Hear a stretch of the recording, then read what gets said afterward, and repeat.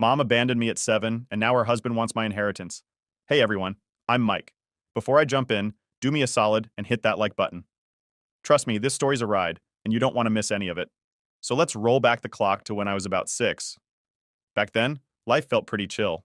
I lived in this big house with my mom. My dad had passed away when I was just a baby, so it was just the two of us.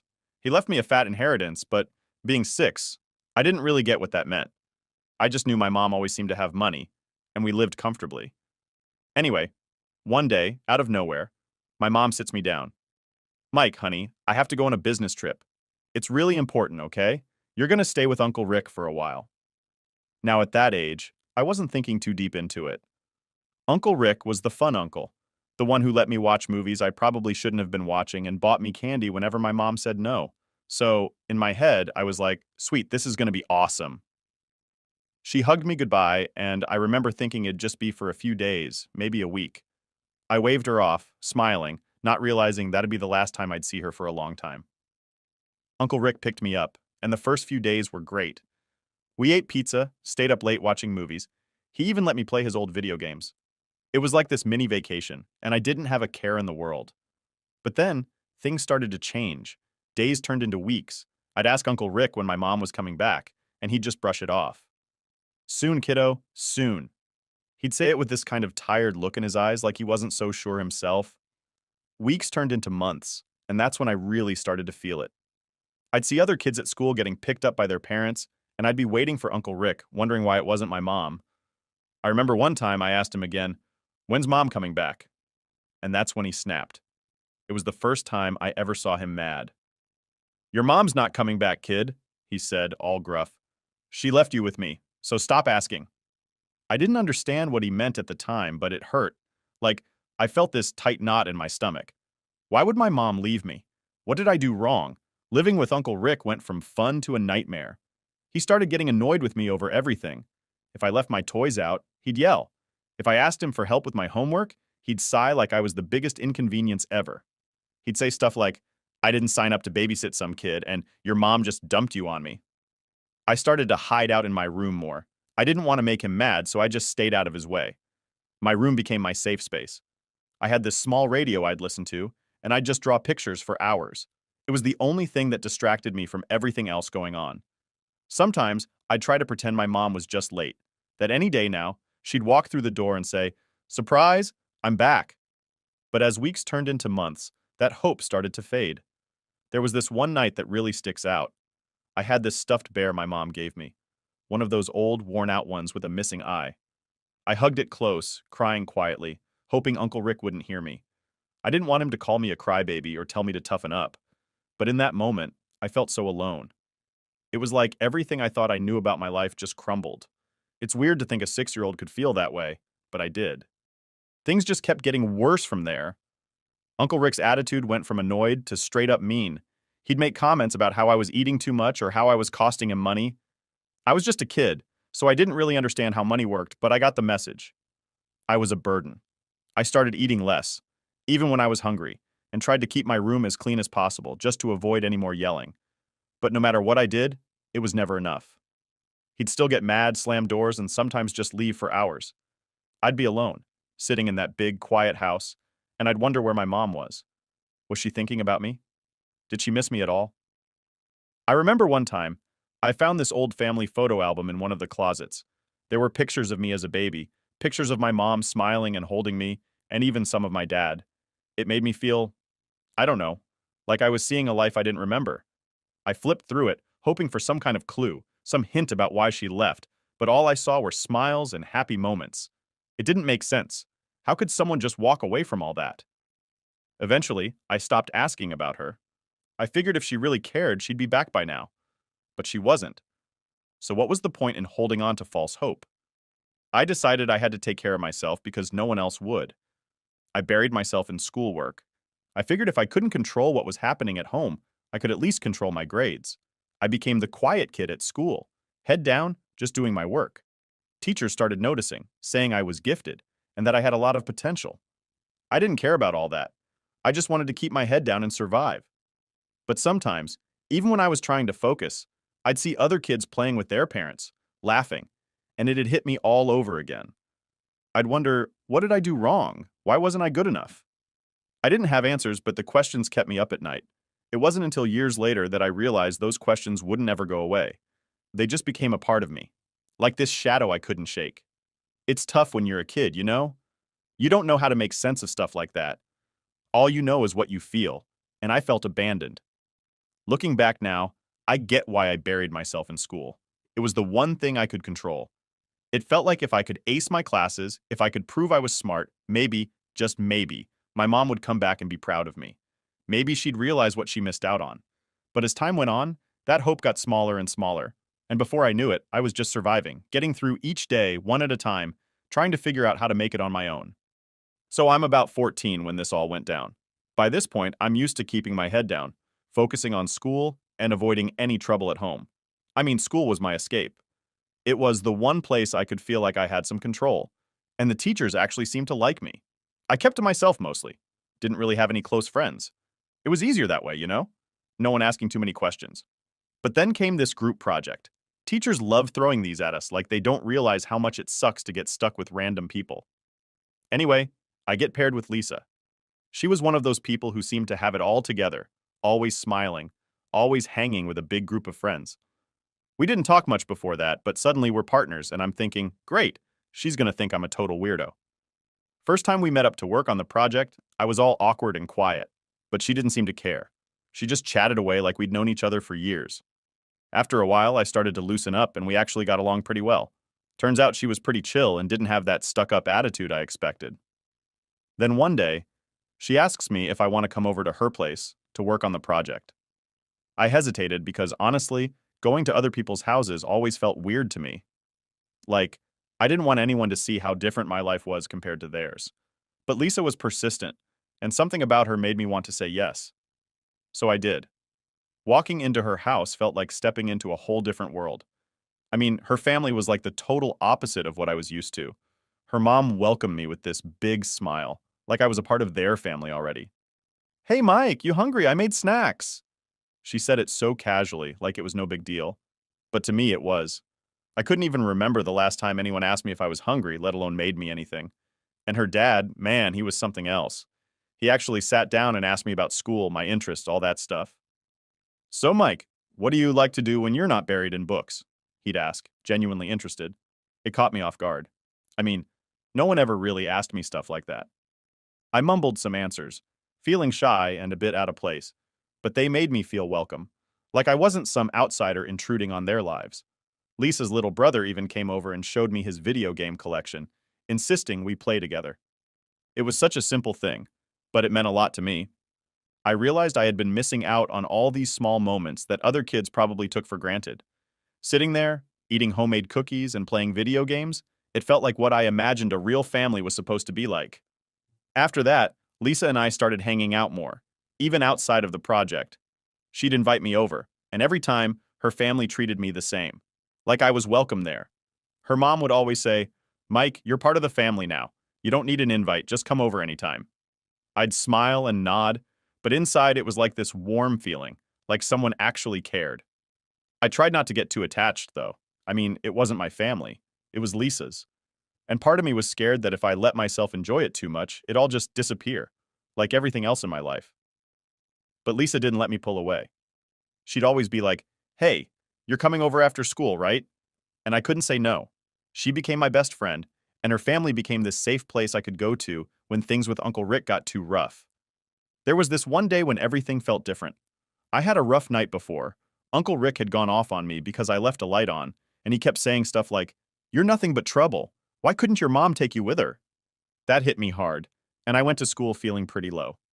I must have looked miserable because Lisa pulled me aside and asked if I was okay. I tried to brush it off, saying I was just tired, but she wasn't buying it. "Mike, you know you can talk to me, right? Whatever's going on, I'm here for you." The way she said it, I could tell she actually meant it. So for the first time, I opened up a little. I didn't spill everything, but I told her enough. How my mom left, how Uncle Rick wasn't exactly thrilled about taking care of me. Lisa listened without interrupting, and when I finished, she just put her hand on my shoulder and said, "Your mom's missing out. You're a great person, and if she can't see that, then that's her loss." It was such a simple thing to say, but it felt like a weight lifted off me. No one had ever said anything like that before. From that point on, Lisa's house felt like a second home. Her parents would always ask how my day was, and her mom would make these dinners that were better than anything I'd ever had at Uncle Rick's. It was like stepping into another universe every time I walked through their front door. I felt safe there, like I could finally relax and just be a kid for a while. But of course, the more time I spent there, the more I noticed just how different my life was. It was hard not to compare. I'd see how Lisa's family interacted, how they joked around, how her parents actually listened to her and supported her, and I'd realize how much I missed out on. I remember thinking, why couldn't my mom be like this? Why did she have to leave? But I kept those thoughts to myself.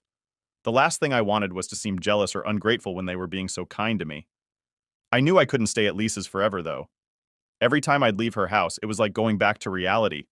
I'd walk home dreading whatever mood Uncle Rick might be in. Sometimes he wouldn't even be there. He'd be out late doing who knows what. And when he was home, it was like walking on eggshells, trying not to set him off. I started spending more and more time at Lisa's. Her parents didn't seem to mind. If anything, they encouraged it. Mike, you don't need to ask. Just come by anytime you want, her dad would say, giving me this reassuring smile. And I wanted to believe them, but part of me kept waiting for the day they'd get tired of having me around. I mean, why would they want to deal with someone else's kid when they had their own family? But that day never came. In fact, they seemed to go out of their way to make me feel included. One weekend, they even took me along on this family picnic. Lisa's mom packed this huge basket of food, and we all went to this park. It was one of those perfect days where everything just felt right. For a few hours, I forgot about all the stuff going on at home. I laughed, played soccer with Lisa's little brother, and for a moment, I felt like I belonged. That feeling of belonging was something I hadn't felt in years. And honestly, I started craving it. Lisa's family showed me what life could be like if you had people who genuinely cared about you. It gave me this tiny flicker of hope that maybe, just maybe, things could get better. But I knew better than to hold on to hope too tightly. Life had already shown me how quickly things could change, and that's where things stood. I had this second family that I cherished, but deep down, I still felt like an outsider. I was grateful, but there was always this voice in my head reminding me not to get too comfortable. After all, good things didn't usually stick around in my life for long. So I'm 17 at this point, almost done with high school and still spending a lot of time at Lisa's. I'd gotten used to things being a certain way. My routine was solid: school, Lisa's, home, and repeat. But then, out of nowhere, Uncle Rick hits me with some news that stopped me in my tracks. I remember it clearly. It was a Saturday afternoon. I was in my room doing some homework when I heard him yelling from the living room. "Mike, get out here," he shouted. I froze for a second, not sure what to expect. When he called like that, it usually wasn't for anything good, but I dragged myself out there, trying to stay calm. I walk in, and there he is, standing by the door, looking annoyed as usual. "Your mother's back," he says, like he's announcing the weather or something. My heart practically stopped. My mom, after all these years, it didn't feel real. I just stared at him, waiting for him to say it was a joke, but he didn't. "She's outside," he added, sounding fed up. "Go talk to her." I didn't know what to think. Part of me wanted to run out the door, hug her, and ask where she'd been. But the other part of me was pissed. Like after all this time, she just shows up like nothing happened? My hands were shaking as I walked out, and when I saw her, it was like I was looking at a stranger. She looked different. I mean, it had been almost 10 years, so of course she did, but still it was weird seeing her again. She had this guy with her, Jack. He had this big grin plastered on his face like he was trying way too hard. I remember thinking, who the hell is this guy? "Mike, sweetie," my mom said, all teary-eyed, like we were in some kind of reunion movie. "I've missed you so much." She pulled me into this awkward hug, and I stood there, stiff. I didn't hug her back. I mean, what was I supposed to do? Act like everything was fine, like she hadn't just vanished for nearly a decade? When she let go, she introduced me to Jack. "This is my husband," she said, like that was supposed to mean something to me. Jack reached out to shake my hand, and I did it, but I kept my guard up. He had this smile that was too wide, and I felt this gut feeling that something was off. "Hey there, bud. We've heard so much about you," he said, sounding way too friendly. My mom starts going on about how she had to work through some personal issues, and that's why she was gone for so long. I just nodded, feeling numb. Personal issues was supposed to explain everything? That's what she was going with? It didn't add up, but I wasn't about to cause a scene. So I played along, nodded some more, and told her it was good to see her. But inside, it was like this storm was brewing. I felt angry, confused, and honestly hurt. After a few awkward minutes, they asked if they could come in, and I stepped aside, letting them into the house. Uncle Rick was nowhere to be seen. Typical. He probably didn't want to deal with the drama, and I couldn't really blame him for that. We all sat down in the living room, and my mom starts talking about wanting to make things right, about how she regrets everything and how she wants us to be a family again. Jack jumps in, nodding and saying, "We want to be here for you, Mike. We're a family now." It all felt so fake, like they'd rehearsed this speech before coming over. I kept my answers short, playing along, but my mind was racing. I mean, why now? Why show up after all these years? And who was this Jack guy, really? Something wasn't sitting right with me, but I didn't know what to say or how to react. I wasn't a kid anymore. I wasn't going to get all emotional and start crying. I'd learned to keep my guard up. After that day, they started showing up more often. My mom would drop by with homemade meals, spaghetti, casseroles, you name it. Jack tried to get all buddy-buddy, offering to teach me how to build stuff like a real man. I played along, figuring it was easier than fighting back. But every time they left, I'd sit in my room, staring at the wall, trying to make sense of it all. Lisa was the only person I could talk to about it. When I told her my mom was back, she looked surprised, but not exactly happy. "Are you sure this is a good thing?" she asked. I shrugged. "I don't know. I mean, she's my mom." Lisa sighed like she wasn't convinced. "I just don't want to see you get hurt again," she said. I appreciated her looking out for me, but I didn't know what to do. I wanted to believe my mom. I wanted to believe she was really trying to fix things. But the truth was, there was this part of me that didn't trust it. Maybe it was from everything I'd been through or the fact that she'd been gone so long. Whatever it was, I just couldn't shake this feeling that something wasn't right.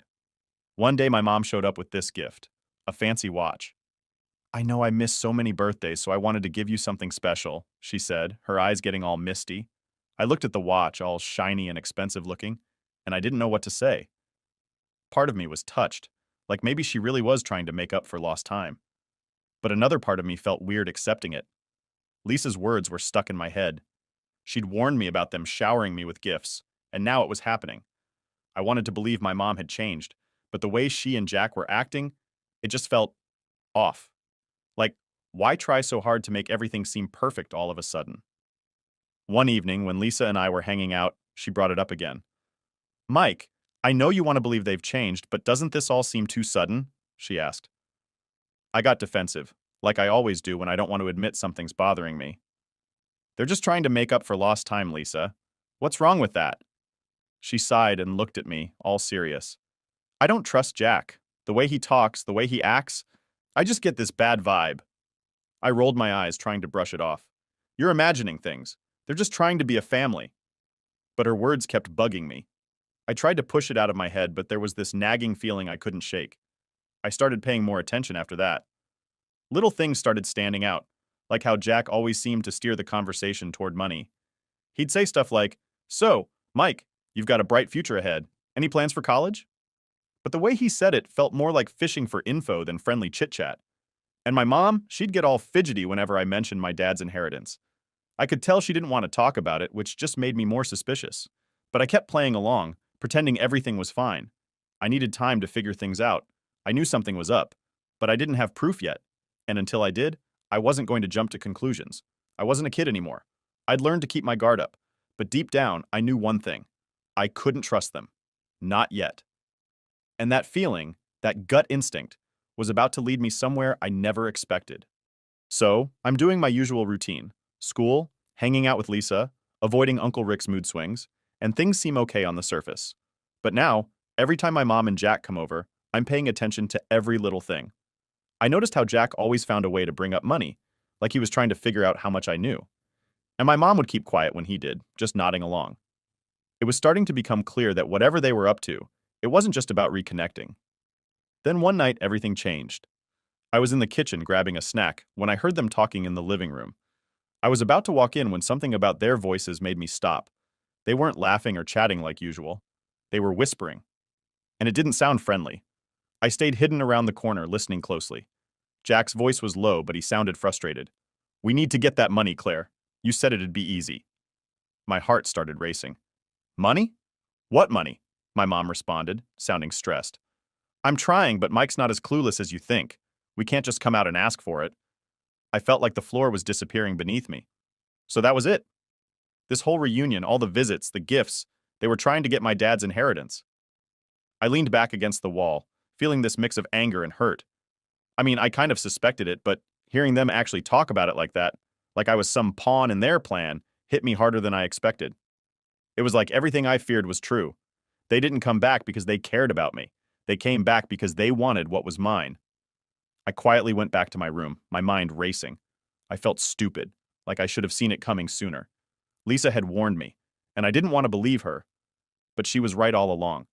I was just too desperate to have a family again that I ignored all the signs. But that night, as I lay there staring at the ceiling, I made up my mind. If they thought I was just some dumb kid who'd hand over my inheritance, they were in for a surprise. The next day at school, I couldn't concentrate on anything. I kept replaying their conversation over and over in my head. I knew I had to do something, but I wasn't sure what. During lunch, I found Lisa and told her everything I overheard. She looked at me, her eyes wide. Mike, I knew something was up, but that's worse than I thought. She didn't hesitate for a second. We need to find out more. If they're really after your money, we need proof. I nodded, feeling grateful that she was always by my side. We came up with a plan. Every time I was around my mom and Jack, I'd try to record our conversations. I figured if I could catch them saying something on tape, I'd have something to use against them if they tried to pull anything. That weekend, my mom and Jack invited me out for lunch, saying they wanted to spend some quality time together. Normally, I would have said no, but this time I saw it as an opportunity. I hid my phone in my pocket with the recorder on, making sure it was angled just right so it could pick up everything they said. We were sitting at the restaurant, and they were putting on their usual show, smiling, asking about school, pretending like they cared about my life. But then, Jack started steering the conversation toward college. So, Mike, have you thought about what you'll do after high school? College is expensive, you know, but I bet you're all set with your dad's inheritance, right? I tried to act casual, shrugging like I didn't really know. I haven't thought much about it, I lied. Jack leaned in a bit, lowering his voice like he was sharing some big secret. Well, your mom and I have been thinking. We know it's a lot to handle on your own, and we just want to make sure you're making the right decisions. I stayed quiet, letting him talk. He was doing that thing where he pretended to be concerned, but I knew better now. We could help you manage it, you know, just temporarily. Make sure it's invested properly. You wouldn't have to worry about a thing. I almost laughed at how obvious he was being, but I kept a straight face. I'll think about it, I said, playing dumb. Inside, I was fuming. It was so clear now. Everything they were doing was just to get to my money. Later, I showed the recording to Lisa. See? They're trying to get their hands on it, I said, my voice shaking with anger. She nodded, her face serious. We need more. One recording might not be enough if they deny it. You need to get them talking again. And this time, make sure they admit what they're really planning. I started watching their every move. The next time they came over, I acted like I was finally warming up to them. I let them talk about family, how they wanted to make things right. It was hard to fake it, especially when all I felt was anger, but I knew I had to play the long game. Jack seemed to fall for it. He got more comfortable, talking about their struggles and how they'd been through some tough times. He mentioned bad investments, money troubles, and how they needed help. I pretended to feel sorry for them, nodding along like I was considering helping out. Finally, Jack went for it. You know, Mike, we've done everything we can, but we're still in a bind. If you could sign over a small part of the inheritance just to get us back on our feet, we'd pay you back as soon as we can. That was the moment I'd been waiting for. I made sure the recorder caught every word. I'll think about it, I told him, pretending to be hesitant. My mom chimed in. Mike, we just want what's best for you. We're a family. Families help each other. Hearing her say that almost made me snap, but I held it in. If anything, it made me more determined to get the truth out there. After they left, I listened to the recording with Lisa. She nodded, satisfied. We've got enough. They're trying to manipulate you into giving up your money. We spent hours going through everything I had recorded, making sure we had a solid case. It was hard to accept that my own mom, the person who was supposed to care about me, was just using me, but I knew I couldn't let them win.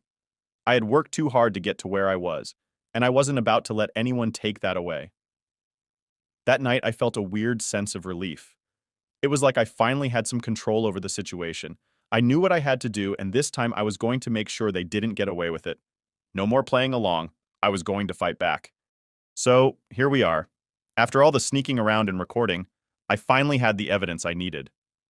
My mom and Jack had been trying to scam me out of my inheritance, and now it was time to confront them. But I knew I couldn't just run up to them, yelling about what I knew. I needed to be smart about it, make sure they couldn't worm their way out. First thing I did was talk to Lisa. She'd been my rock through all of this, and I trusted her more than anyone. We sat down and went through everything I had.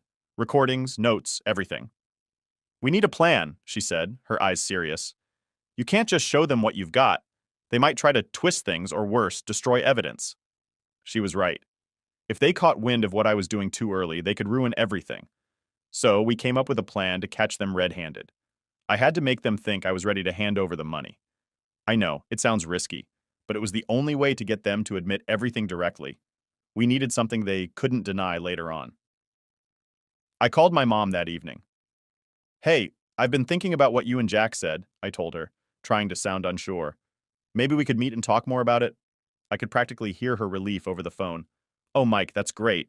Let's meet tomorrow for dinner, okay? We can talk through everything."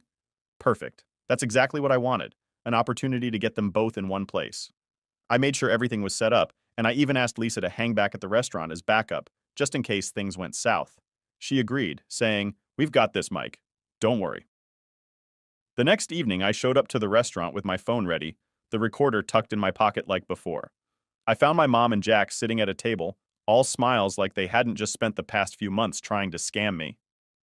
"Hey, bud," Jack said, giving me that fake friendly grin of his. I forced a smile back and sat down, trying to look as relaxed as possible.